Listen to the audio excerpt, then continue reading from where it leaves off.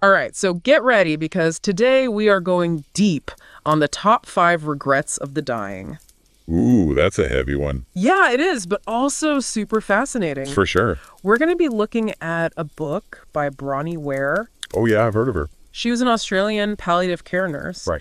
And she, literally wrote the book on this topic. Literally. We're also going to be pulling from this YouTube video that summarizes her work. Cool. So think of this deep dive as a chance to learn from people who are, At the end. yeah, at the end, and maybe gain some perspective on our own lives. I like it. So what's so powerful about Ware's work is that she didn't just theorize about these regrets. Right. She actually witnessed them firsthand. Yeah. For years, she sat with people. Literally on their deathbeds. Yeah, and heard, their deepest longings and what they wish they had done differently. It's heavy stuff. It is. And the most common regret. Okay. This one really gets me. Okay, lay it on me. I wish I'd had the courage to live a life true to myself, not the life others expected of me. Whoa. It's almost like this, universal pang of what if. Yeah. Imagine reaching the end of your journey and realizing that you never really stepped into your own authentic self. You were too busy. Because you were too busy trying to meet everyone else's expectations. And you just played it safe. Yeah, you stayed in your comfort zone. Yeah. And never took the risks that might have led to... Real fulfillment. Yeah, exactly. Like you were living someone else's script. Yeah, instead of writing your own story. And I think a lot of that comes down to, societal pressures and expectations, Absolutely. We are constantly bombarded with messages about what you should be. how we should act, what success looks like. We absorb all these messages from our culture, the media. It's everywhere. It really is. And before we know it, we're living lives based on external validation. Rather than our internal compass, we become afraid to rock the boat, disappoint others. Or face the possibility of failure. Yeah, exactly. Or how do we even break free from that, Well, I think the first step is awareness. Okay. We need to recognize those moments. When we're making choices based on external pressures. Exactly. Rather than our own values and desires. And journaling can be a really powerful tool for this. Oh, yeah, for sure. Take some time to reflect on what truly matters to you. What brings you joy. What you'd regret not doing. Yes, if you knew you were running out of time. And I think, having a support system is super crucial, too. It really is. Surround yourself with people who encourage you to be your authentic self. To celebrate your quirks.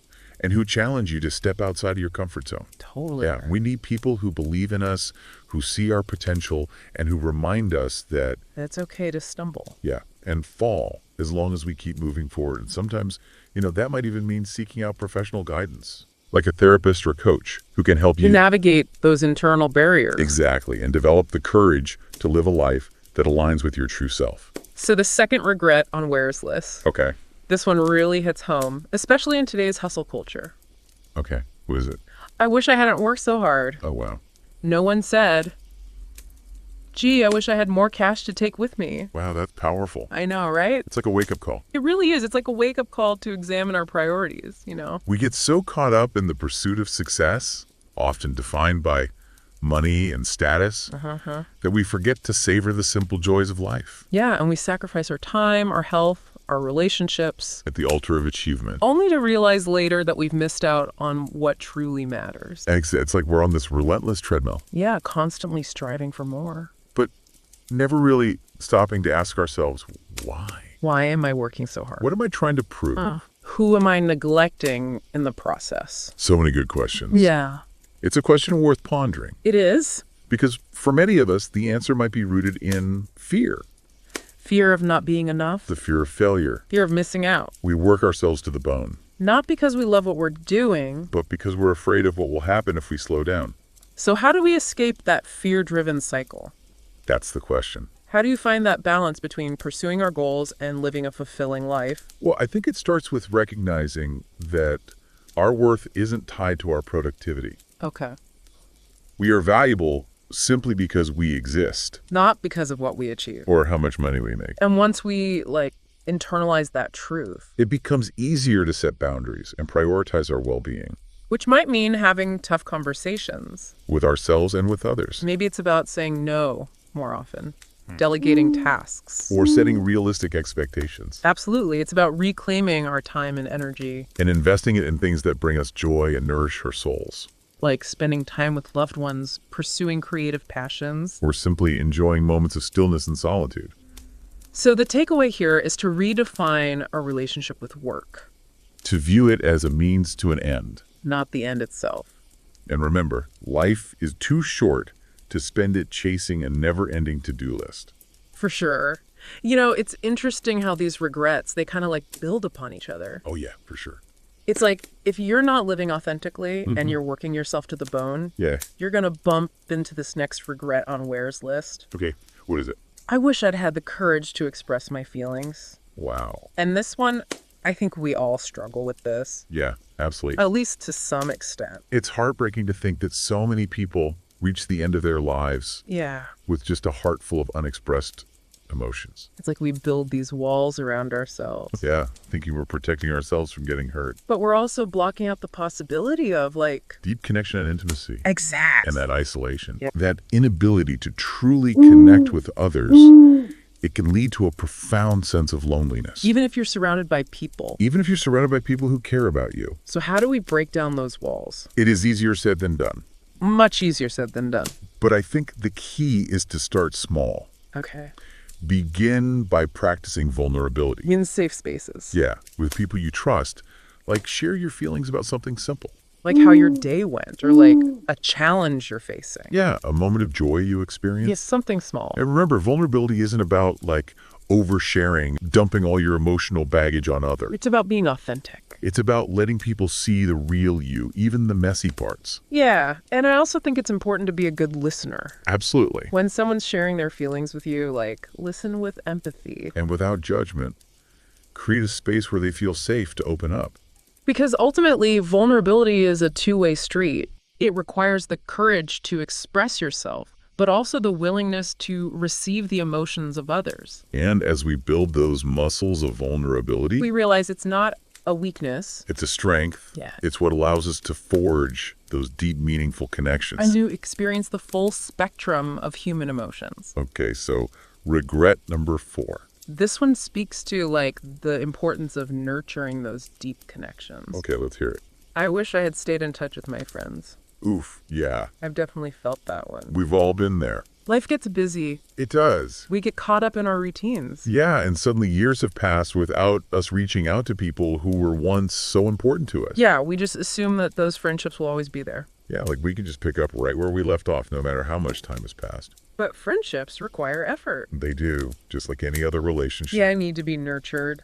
Cultivated and prioritized. And that's something that often gets lost in the shuffle of everyday life. We're just so busy juggling work, family, other obligations that we forget to make time for the people who bring. Joy and laughter and support. And Ware's work really reminds us that those friendships are essential to our well-being, They provide a sense of belonging a sense of purpose. and a buffer against the stress of life. They remind us that we're not alone.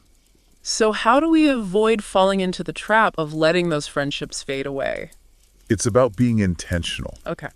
Make a conscious effort to reach out to your friends regularly. Even if it's just a quick call. Yeah, or a virtual coffee date. Schedule time for get-togethers. Even if it's just like dinner or a walk in the park. The important thing is to make those connections a priority. Not an afterthought. And don't wait for your friends to reach out to you. Be proactive. Send that text. Make that phone call. Plan that outing. You might be surprised at how much those small gestures can strengthen your bonds and bring joy to both of you. And remember, it's never too late to rekindle a friendship. Even if it's been years. Reach out. You never know what kind of impact you might have on someone's life. By letting them know that you're thinking of them. Exactly. This last one really is deep. Okay. It's, I wish I had let myself be happier. Oh, wow. And it's like this final whisper of wisdom Yeah. saying, hey, Lighten up a bit. enjoy the ride. It's profound.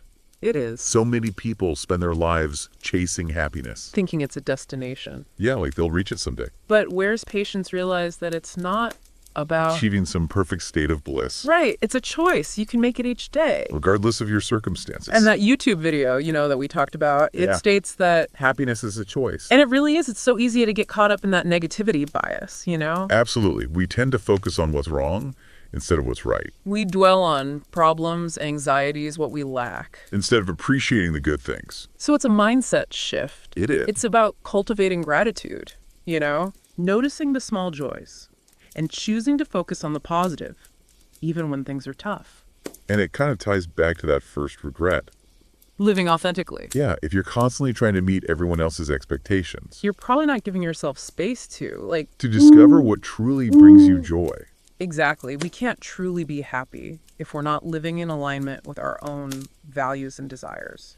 So for those of us who struggle with this, what are some practical steps? I think it starts with awareness. Okay. Notice those negative thought patterns. Challenge them. Yeah, ask yourself, is this thought even helpful? Is it even true? And then consciously replace those negative thoughts. It's more positive ones. More empowering ones. And focus on what you're grateful for. Even writing down 3 things a day, Can shift your perspective. it can boost your mood. Totally. And don't underestimate, The power of simple pleasures. make time for activities that bring you joy. Like what? Spending time in nature, Reading a good book. connecting with loved ones. It's about creating those little pockets of joy throughout your day. And giving yourself permission to savor those moments. Exactly. And remember, Happiness is a journey. not a destination. There will be ups and downs, Challenges, setbacks, but we can cultivate a mindset of gratitude resilience, self-compassion. and navigate those challenges with more grace. Choose happiness. Even when it's hard. Absolutely. Wow, we covered a lot today. We did. Living authentically. Nurturing relationships, choosing happiness. These regrets offer such powerful lessons for all of us. They remind us that life is precious. And it's up to us to make the most of it.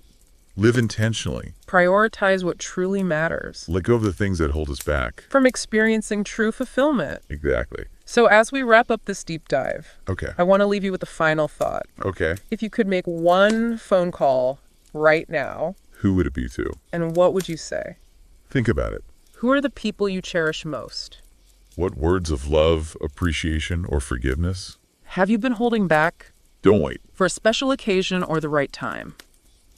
Reach out to the people you love. Make that call. Send that message. Express your feelings Live with intention. and choose happiness. That's it for this deep dive. Until next time, Keep exploring. keep learning. Keep living fully